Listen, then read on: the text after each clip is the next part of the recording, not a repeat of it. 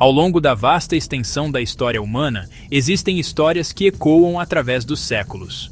Contos de poder, de fé, de libertação. Elas estão gravadas em nossa consciência coletiva, moldando civilizações e definindo nossa compreensão do divino e do mundo natural. Poucas narrativas são tão dramáticas, tão aterrorizantes e tão profundamente transformadoras quanto a história das 10 pragas do Egito. É uma saga do confronto entre um faraó, considerado um deus na terra, e uma força que buscou desmantelar toda a sua realidade, golpe a golpe. Esta não é apenas uma história de milagres, é uma história de confronto cósmico ocorrido nas margens do Nilo. Somos atraídos por essa história, não apenas por seu peso espiritual, mas pelas perguntas fundamentais que ela nos força a fazer. O que acontece quando o mundo que conhecemos, os ciclos previsíveis da natureza dos quais dependemos, de repente se volta contra nós? É a mão de um Deus, uma intervenção deliberada e calculada nos assuntos humanos? Ou podemos encontrar ecos desses eventos catastróficos na intrincada e às vezes violenta engrenagem do próprio mundo natural? Esta série é uma jornada ao cerne dessa questão. Caminharemos pela sombra de cada praga, do rio carmesim à escuridão sufocante, para entender seu impacto. Convidamos você a se juntar a nós nesta exploração, a suspender a descrença e abraçar a curiosidade. Mergulharemos nos textos antigos, buscando entender o poder simbólico e o significado teológico dessas 10 calamidades. O que elas significavam para as pessoas que primeiro contaram e ouviram essas histórias? Como elas articulavam uma luta por liberdade contra um império avassalador. Mas também voltaremos nosso olhar para o mundo da ciência, para a geologia, climatologia e biologia, procurando cadeias plausíveis de eventos e fenômenos naturais que pudessem explicar tamanha devastação. O objetivo não é desmistificar a fé, mas enriquecer nossa compreensão. É possível que fé e ciência não sejam caminhos mutuamente exclusivos, mas duas linguagens diferentes contando a mesma história épica? Poderia uma série de desastres ecológicos, desencadeada por um único evento climático, ter sido interpretada por um povo que ansiava por liberdade como a justa ira de seu Deus? Este é o grande quebra-cabeça que buscamos montar. Um quebra-cabeça onde cada peça, seja ela de um pergaminho sagrado ou de uma amostra de solo geológico, nos aproxima da verdade do que aconteceu naquela terra antiga, há tanto tempo, quando um império foi posto de joelhos.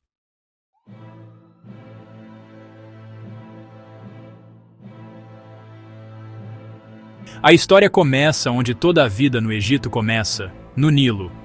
Por milênios, este rio majestoso foi a essência da civilização, seu Deus criador. Sua cheia anual previsível, o Akhet, depositava um rico e negro lodo nas planícies áridas, garantindo uma colheita abundante. Era a fonte de bebida, de alimento, de transporte, da própria vida. O ritmo do Nilo era o ritmo do Egito. Agora, imagine o puro e primal terror de acordar uma manhã e encontrar essa fonte sagrada, essa doadora de todas as coisas boas, transformada em um rio de morte. A água, antes repleta de vida, havia se tornado densa, vermelha e pútrida. O livro de Êxodo pinta um quadro arrepiante. Arão, sob o comando de Moisés, golpeia a água com seu cajado, e em um instante, o rio se transforma em sangue. Mas esta não foi meramente uma mudança visual, uma simples descoloração. O texto é explícito. Os peixes do Nilo morreram e o rio fedia tão profundamente que os egípcios não conseguiam beber de sua água. Este foi um colapso ecológico catastrófico.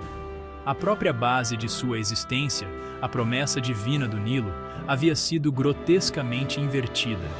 Ele se tornou um símbolo, não de vida, mas de uma morte horrível e generalizada que permeava cada canal, cada riacho, cada vaso de madeira e pedra. O impacto na vida diária teria sido imediato e devastador. Sem o Nilo, não havia água limpa para beber, para cozinhar, para tomar banho. Os egípcios desesperados foram forçados a cavar o solo ao longo do rio, procurando freneticamente por água subterrânea que não tivesse sido contaminada por essa aflição horripilante. O fedor da decomposição teria pairado no ar, um lembrete constante e nauseante da calamidade. As implicações econômicas foram igualmente severas. A indústria da pesca, uma fonte vital de proteína para a população, foi aniquilada da noite para o dia. O sagrado se tornou profano. A fonte de pureza agora uma fonte de imundície. Isso foi mais do que um desastre, foi uma crise teológica. Os egípcios adoravam inúmeras divindades associadas ao Nilo, como Hapi, o deus da cheia anual, e Osíris, que estava intrinsecamente ligado ao ciclo de vida do rio. Ver o Nilo corrompido dessa forma foi um ataque direto ao seu panteão, uma demonstração aterrorizante de que o Deus dos Hebreus tinha poder sobre os próprios deuses do Egito. Foi uma mensagem escrita na linguagem da decadência e da morte, de que os pilares de toda a sua cosmovisão estavam começando a desmoronar um por um. Da perspectiva de um cientista, um rio se transformando espontaneamente em hemoglobina é, claro, uma impossibilidade. Mas a descrição do evento, água ficando vermelha, peixes morrendo, a água se tornando imprópria para beber, aponta para um fenômeno natural conhecido e igualmente aterrorizante. Cientistas propuseram que a primeira praga poderia ter sido uma maré vermelha, ou mais precisamente, uma proliferação de algas nocivas. Especificamente, uma proliferação de um dinoflagelado de água doce, talvez o Burgundicoccus sp, também conhecido como alga vermelha borgonha. Nas condições certas, esses micro-organismos podem se multiplicar com velocidade explosiva. O que poderia ter criado essas condições perfeitas? Climatologistas sugerem que uma seca prolongada, talvez causada por uma mudança nos padrões climáticos, poderia ter tornado o poderoso Nilo lento e de movimento arrastado. Temperaturas crescentes teriam aquecido a água rasa, criando uma incubadora ideal para esses organismos microscópicos. A narrativa bíblica também menciona que a praga foi precedida por uma mensagem de advertência, talvez dando tempo para que essas condições ambientais se agravassem e se desenvolvessem. O sangue, então, seria a imensa concentração dessas algas de pigmentação vermelha, transformando todo o rio em uma sopa tóxica e carmesim. Essa teoria científica se alinha notavelmente bem com as consequências do relato bíblico. Certas espécies dessas algas liberam toxinas potentes, venenos que seriam letais para peixes e outras vidas aquáticas, explicando a morte em massa descrita em Êxodo. A morte e decomposição de bilhões de peixes, combinadas com os subprodutos metabólicos das próprias algas, criariam um fedor verdadeiramente insuportável e tornariam a água completamente imprópria para beber e venenosa para quem a consumisse. Os egípcios cavando em busca de água subterrânea faz todo o sentido, pois buscavam acessar aquíferos filtrados por camadas de areia e lodo, um sistema de purificação natural. Essa explicação não diminui o poder da história. Em vez disso, a reforma. Ela sugere um possível mundo onde um desastre natural de escala sem precedentes atinge o coração de uma civilização. Para um povo vivendo em um mundo percebido através da lente da ação divina, tal evento não seria visto como uma anomalia ecológica aleatória. Seria interpretado como um sinal, um ato deliberado de imenso poder. Um Deus que pudesse manipular a própria cor e qualidade do Nilo era um Deus a ser temido, uma força capaz de desmantelar o mundo previsível e lançá-lo no caos.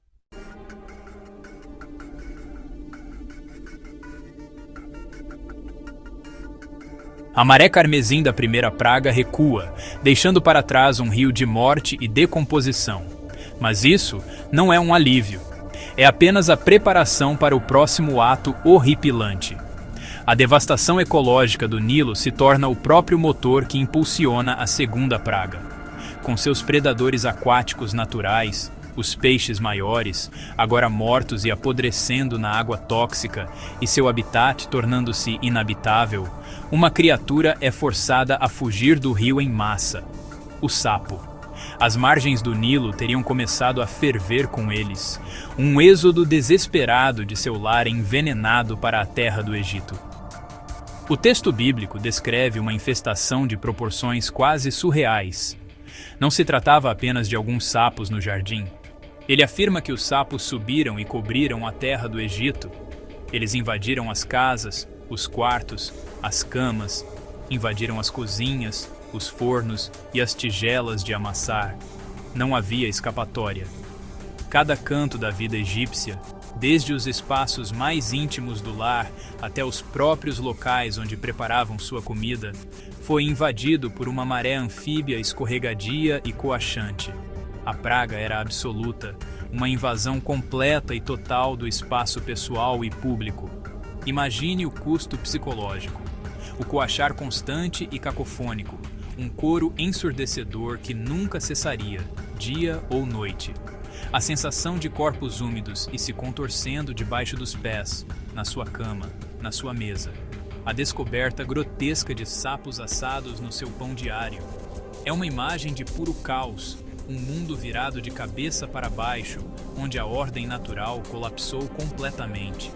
A barreira entre o mundo selvagem e o civilizado não é apenas violada, é obliterada por completo. Essa praga foi projetada para enlouquecer, para quebrar o espírito através de um aborrecimento implacável, nojento e inescapável. Simbolicamente, essa praga foi outra obra-prima de guerra psicológica. O sapo era uma criatura associada à deusa egípcia Heket, uma divindade da fertilidade e do parto, frequentemente retratada com a cabeça de um sapo. Ela era um símbolo de vida e criação. Ter seu animal sagrado se tornando o instrumento de um tormento repulsivo foi uma profunda humilhação. O próprio símbolo da fertilidade egípcia se transformou em um enxame pestilento e sufocante. Era outra mensagem. Sua deusa da vida é impotente, e o símbolo de seu poder agora serve à vontade do nosso Deus, trazendo a vocês não vida, mas miséria. De uma perspectiva ecológica moderna, a segunda praga é um exemplo clássico de efeito dominó. A primeira praga, a proliferação de algas, cria as condições exatas necessárias para a segunda. Os sapos, ou mais provavelmente uma espécie de sapo egípcio, são anfíbios. Eles começam suas vidas como girinos na água, mas amadurecem para adultos terrestres. As algas tóxicas teriam matado seus predadores, mas podem não ter sido tão letais para os próprios girinos, permitindo que um número incomumente alto sobrevivesse até a maturidade. Diante de um rio tóxico e desoxigenado, sua única opção de sobrevivência seria uma migração em massa para a Terra. Esse êxodo repentino teria sido avassalador. Uma única fêmea de sapo pode botar milhares de ovos. Com uma taxa de sobrevivência maior do que o normal devido à ausência de predadores, o resultado seria uma explosão populacional de proporções assombrosas. Os sapos teriam emergido do rio não em um fio, mas como um tapete vivo, impulsionados pelo instinto de encontrar novo território, umidade e alimento. Eles seriam naturalmente atraídos para as habitações humanas, onde poderiam encontrar sombra, umidade em cozinhas e porões e uma abundância de insetos, que também estariam prosperando nas condições caóticas. A descrição de sapos em fornos e tigelas de amassar, embora soe bizarra, também tem uma lógica sombria. Procurando lugares frescos, escuros e úmidos para escapar do sol quente egípcio, os fornos de barro e os potes de armazenamento usados para massa teriam sido abrigos atraentes. O grande número deles significaria que nenhum espaço estaria seguro de sua busca desesperada por refúgio. A escala da invasão descrita na Bíblia, uma vez vista através dessa lente ecológica, passa do reino puramente sobrenatural para um evento biológico terrivelmente plausível, uma consequência direta e previsível da morte do rio. Em última análise, a praga dos sapos teria terminado tão horrivelmente quanto começou. Forçados a um ambiente seco e terrestre para o qual não eram totalmente adequados e sem uma fonte de água limpa, os sapos teriam morrido em grande número. A Bíblia confirma isso, afirmando que os egípcios os amontoaram em pilhas, e a terra cheirava mal. O alívio do coachar e do contorcer-se seria substituído pelo cheiro avassalador de milhões de cadáveres de anfíbios em decomposição, criando uma nova crise de saneamento e, crucialmente, o terreno perfeito para a reprodução dos insetos que estrelariam as pragas que viriam.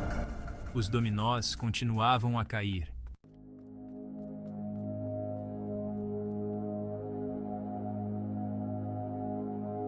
Do rio sagrado veio uma onda de vida, apenas para perecer em terra. Mas o que segue a vida? O que segue a decadência? Na grande tapeçaria do cosmos, um ciclo alimenta o outro. Após os sapos, um novo tormento surgiu, uma praga rastejante nascida da poeira, chamada Quinin. Eram piolhos, mosquitos ou algo mais? Arão feriu a poeira e uma nuvem viva de insetos se ergueu, invadindo cada canto do Egito. Isso foi um milagre ou uma reação em cadeia da natureza? Às vezes, a linha se confunde.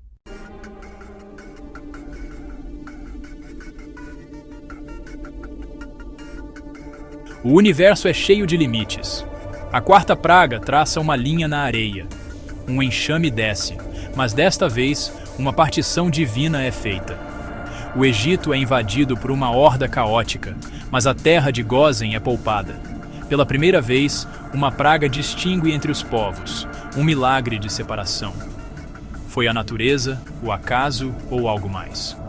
O enxame que respeitou uma fronteira nos desafia a ver o extraordinário dentro do ordinário.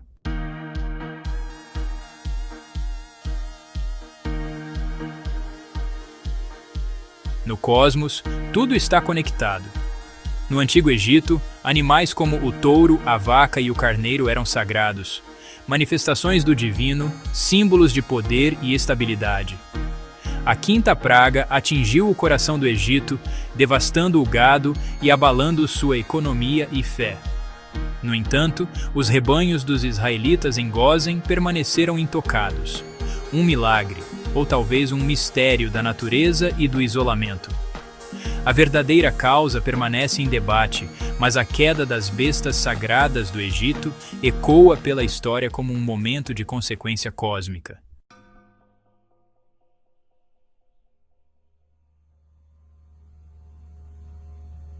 O universo é uma tapeçaria de causa e efeito, onde um evento inevitavelmente leva a outro.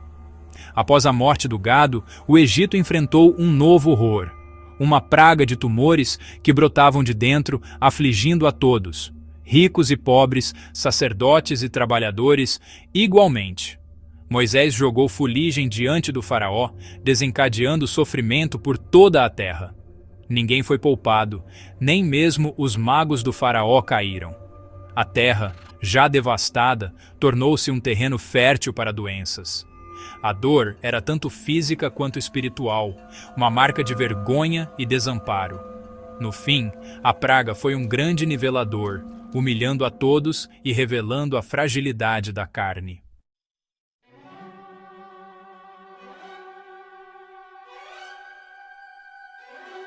O espaço não é vazio. Ele é preenchido por forças visíveis e invisíveis, capazes de criar e destruir. Na Terra, nossa atmosfera é um palco volátil para essas forças. A sétima praga desencadeou um paradoxo: granizo misturado com fogo, chovendo gelo e chamas sobre o Egito.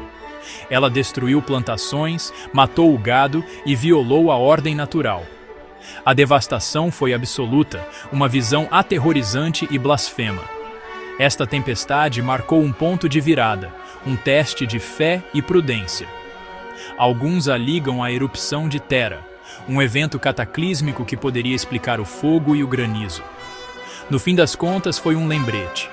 O universo guarda forças muito além do controle humano. Na complexa teia da vida, O equilíbrio é tudo. Mas quando gafanhotos atacam em enxame, esse equilíbrio se desfaz. Uma nuvem viva encobre o sol, devorando tudo em seu caminho. Campos, árvores e casas, nada é poupado. Os gafanhotos terminam o que o granizo começou, deixando apenas devastação. Não se pode negociar com um enxame. Ele é implacável, imparável. Para o Egito, os gafanhotos eram o caos encarnado, devorando a ordem e a esperança. Quando o enxame finalmente desapareceu, veio o alívio, mas a terra já estava perdida.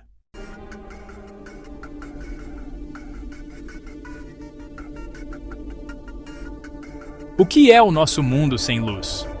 Para os antigos egípcios, esta não era apenas uma pergunta, mas uma realidade aterrorizante. A nona praga trouxe uma escuridão tão absoluta que podia ser sentida, durando 3 dias, extinguindo cada chama e paralisando um império poderoso. Esta não foi uma noite comum, mas um vazio sufocante que desafiou o poder do faraó e do deus Sol-Ra. Alguns acreditam que uma erupção vulcânica, como a de Tera, lançou cinzas sobre o Egito, transformando o dia em noite.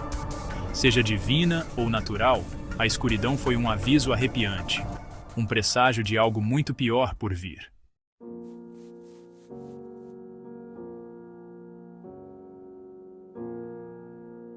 A 10ª praga abalou o Egito, ultrapassando os limites do sofrimento humano.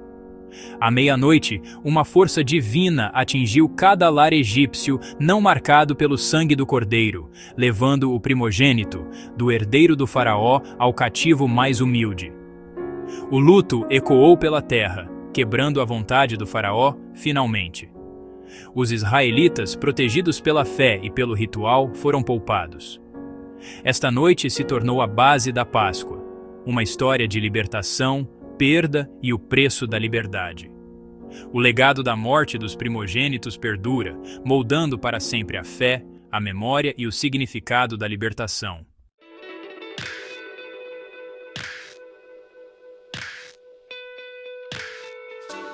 Percorremos uma narrativa de maravilhas e terrores crescentes. Caminhamos às margens de um rio de sangue, sentimos a terra tremer sob uma praga de rãs, e protegemos os olhos de uma escuridão que podia ser sentida. As 10 pragas do Egito permanecem como uma das histórias mais poderosas e duradouras da história, uma saga que cativou e confundiu teólogos, historiadores e cientistas por séculos. É uma história que opera em múltiplos níveis simultaneamente, como uma intervenção divina, um registro histórico e uma potente alegoria política e social. O mistério não é simplesmente o que aconteceu, mas como devemos entendê-lo através do vasto abismo do tempo. Seriam esses eventos atos literais e milagrosos de uma divindade todo-poderosa, demonstrando domínio absoluto sobre o mundo natural para libertar seu povo escolhido? Para milhões, essa é a verdade central da narrativa do Êxodo, um testamento fundamental de fé que não requer validação científica. Ou poderiam ser uma reação em cadeia de desastres ecológicos, uma cascata de fenômenos naturais desencadeados por um único evento climático, cuja época e severidade foram tão extraordinárias que foram interpretadas como punição divina? Essa perspectiva não diminui necessariamente o poder da história, mas a reformula como uma notável confluência de natureza e fé, onde um povo testemunhou a mão de Deus na fúria do mundo natural. Talvez a verdade esteja em algum lugar entre esses dois polos. Talvez não seja uma questão de ou, mas de e. Um mundo onde eventos naturais, guiados por um propósito além da nossa compreensão, podem servir como sinais e maravilhas. A história das pragas desafia nosso desejo moderno por categorias claras e simples. Ela nos pede para considerar que a história não é apenas uma coleção de fatos, mas também uma tapeçaria de significado, tecida a partir das experiências e interpretações daqueles que a viveram. O poder da narrativa do Êxodo reside em seu profundo impacto na história humana, um impacto que permanece potente, independentemente dos mecanismos precisos trás dos eventos. Em última análise, as 10 pragas do Egito servem como um espelho atemporal, refletindo nossas próprias crenças sobre o mundo. Vemos a mão de Deus, os padrões da natureza ou o poder da narrativa humana. O enigma perdura porque fala as questões fundamentais da nossa existência: a natureza do poder, o preço da liberdade e a busca por significado diante da catástrofe. As respostas podem para sempre estar além do nosso alcance, envoltas nas névoas da história antiga e da fé. Convidamos você a compartilhar seus próprios pensamentos nos comentários abaixo. Foram milagres, desastres naturais ou uma profunda combinação de ambos? E se você deseja continuar explorando os grandes mistérios do nosso passado antigo, não deixe de se inscrever e junte-se a nós em nossa próxima jornada.